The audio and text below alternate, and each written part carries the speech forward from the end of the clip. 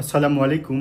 44th BCS এর viva বোর্ডে একটা প্রশ্ন করা হয়েছে যে মাঠ প্রশাসনের ক্রম বলেন।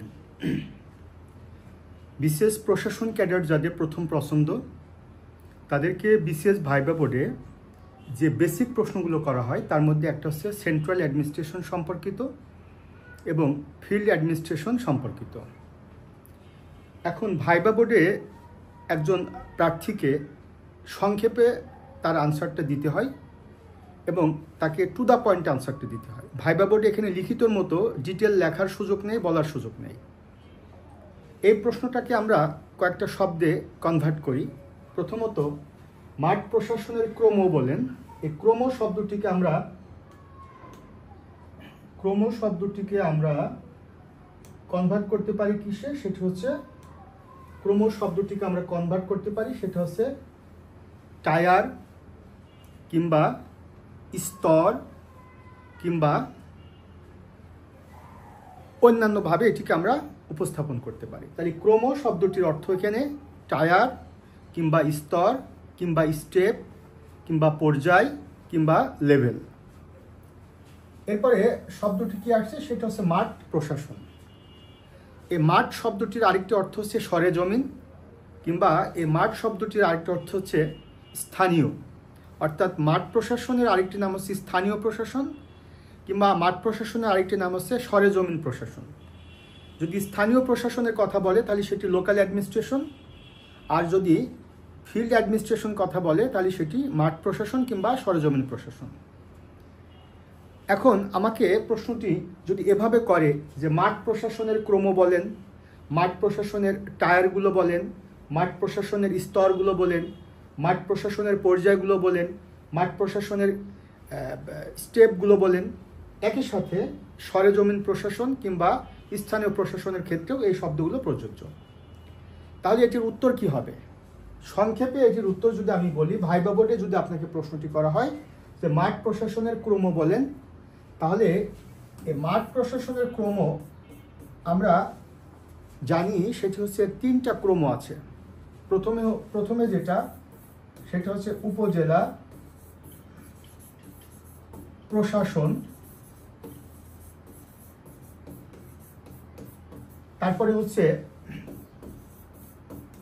জেলা প্রশাসন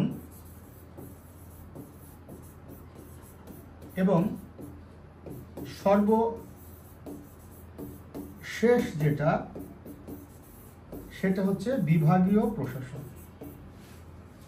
তাহলে প্রশ্নটি হচ্ছে মাঠ প্রশাসনের ক্রম বলেন। জাস্ট আপনাকে এটির আনসার দিতে হবে স্যার উপজেলা প্রশাসন, জেলা প্রশাসন, বিভাগীয় প্রশাসন। এখন আমরা কি বিভাগীয় প্রশাসন থেকে উপজেলা প্রশাসনে আসব নাকি উপজেলা প্রশাসন থেকে বিভাগীয় প্রশাসনে আসব? এটা কিন্তু এখানে স্পেসিফিক করে দেয়নি, অর্থাৎ টপ টু বটম না বটম টু টপ কিছুই বলেনি। তাহলে নর্মালি একজন বিসিএস ক্যাডার অফিসার অ্যাডমিনিস্ট্রেশন ক্যাডারে তার এন্ট্রি লেভেলটা কি অ্যাসিস্ট্যান্ট কমিশনার বা সহকারী কমিশনার। ফিল্ড অ্যাডমিনিস্ট্রেশনে এটির এন্ট্রি লেভেল, হাইস্ট লেভেল কি ডিভিশনাল কমিশনার। তাহলে ক্রম সাধারণত আমরা এন্ট্রি লেভেল থেকে হাইস্ট লেভেলে যাব। কখন আমরা হাইস্ট লেভেলে জয়েন করে এন্ট্রি লেভেলে গিয়ে রিটায়ারমেন্টে যাই না। কাজেই যেহেতু আমরা এন্ট্রি লেভেলে জয়েন করি এবং আস্তে আস্তে প্রমোটেড হয়ে হাইস্ট লেভেলে যাই, সেক্ষেত্রে আমাদের ক্রম বলতে গিয়ে এন্ট্রি লেভেল থেকে আমরা হাইস্ট লেভেলে যাব।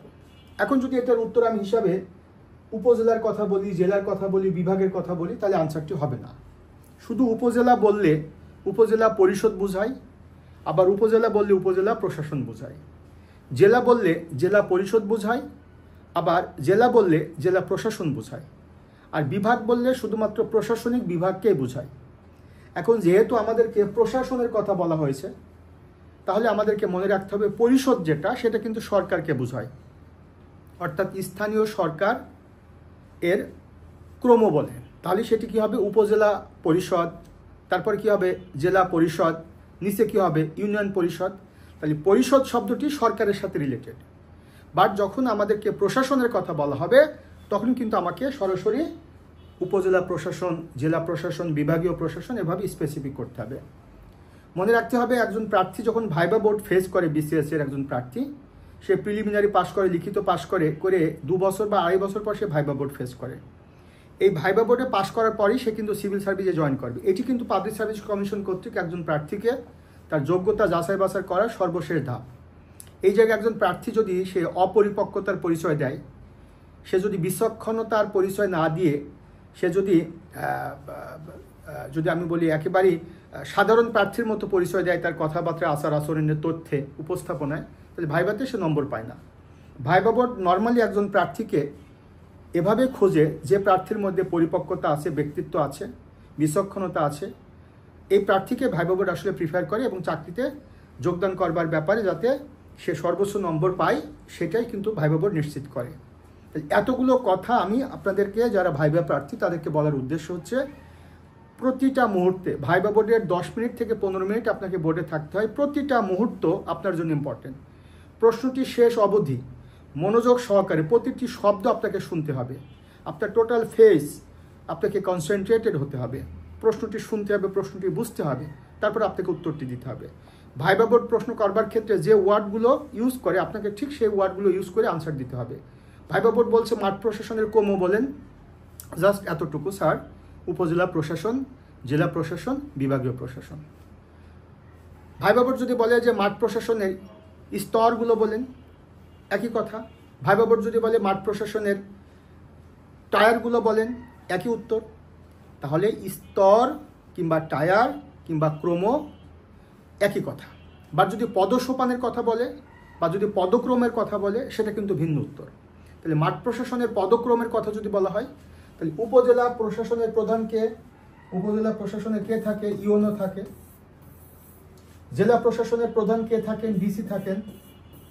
বিভাগীয় প্রশাসনের প্রধান কে থাকেন? ডিভিশনাল কমিশনার থাকেন। এখন যদি প্রশ্নটি করা হয় মাঠ প্রশাসনের পদক্রম বলেন, যদি পদক্রম বলে তাহলে কি হবে? ইওনো, ডিসি, বিভাগীয় কমিশনার। যদি পদক্রম বলে তাহলে ইওনো, ডিসি, বিভাগীয় কমিশনার। আর শুধু যদি বলেন প্রশাসনের ক্রম বলেন উপজেলা প্রশাসন, জেলা প্রশাসন, বিভাগীয় প্রশাসন। ঠিক এইভাবেই আমার বিসিএস এর ভাইবার স্টুডেন্টদেরকে আমি পড়াই। এভাবে তাদেরকে ডিটেল বিষয়টা তাদেরকে কনসেপ্টে ক্লিয়ার করে দিই। এই কারণে আমরা ভাইবার সফলতা তুলনামূলক অন্যদের তুলনায় বেশি। এককভাবে এই মুহূর্তে আমি 615 জন প্লাস মাইনাস স্টুডেন্টকে পড়াচ্ছি ভাইবার জন্য, 44তম বিসিএস এর জন্য। 45তম বিসিএস এর একটা অ্যাডভান্স ব্যাচ শুরু হয়েছে। 3টা ব্যাচে নতুন করে ভর্তি চলছে। 45 নম্বর ব্যাচ, 46 নম্বর ব্যাচ, 47 নম্বর ব্যাচ। আমার প্রতিটা ক্লাসে এভাবে আমি স্পেসিফিক করে একটা টপিককে আমার স্টুডেন্টকে পড়াই, তাদেরকে খুঁটিনাটি ব্যাপারটা বুঝিয়ে বলি। যে কারণে প্রতি বছর অসংখ্য স্টুডেন্ট ক্যাডার অফিসার হচ্ছে আমার কাছে ভাইবা পড়ে। তো আশা করছি আপনারা প্রত্যেকে বুঝতে পারছেন। এরকম অনেক ভিডিও আমার যে ইউটিউব চ্যানেল আছে Milon's BCS care, Milon's BCS care, এটা আমার ইউটিউব চ্যানেল প্লাস এটা আমার ফেসবুক পেজ এবং গ্রুপ। এই চ্যানেলে মিলনস বিসিএস কেয়ার, এই চ্যানেলে আপনারা বিসিএস ভাইবা রিলেটেড, ভাইবা প্রস্তুতি রিলেটেড অসংখ্য ভিডিও পাবেন। সেগুলো যদি ভালো করে দেখেন আপনার একটা ভালো প্রস্তুতি হয়ে যাবে। বর্তমানে আমার 45তম বিসিএস, 45th বিসিএস এর ভাইবা ব্যাচে ভর্তি চলছে। যারা আমার সাথে এই ভাইবা কার্যক্রমে সম্পৃক্ত হতে চান আমার সাথে কমিউনিকেট করবেন। আমার ফোন নম্বরটা আপনাদেরকে আমি দিয়ে দিচ্ছি, 01712282980। এটা আমার ফোন নম্বর প্লাস এটা আমার হোয়াটসঅ্যাপ নম্বর। যারা বিসিএস প্রার্থী, বিসিএস ভাইবা প্রার্থী, তাদেরকে আমার উপদেশ থাকবে, অনুরোধ থাকবে, আপনারা ভাইবা বোর্ডে প্রশ্নের উত্তর দিতে পারলে যে আপনার আনসার হয়ে গেল তা কিন্তু না। প্রশ্নটা আপনাকে বুঝতে হবে, তারপরে সেই প্রশ্নের উত্তর অনুযায়ী আপনাকে ভাইবা বোর্ডে আপনাকে পরিপক্কতার পরিচয় দিয়ে সেই উত্তরটি আপনাকে ডেলিভারি দিতে হবে। সবার জন্য শুভকামনা। আসসালামু আলাইকুম।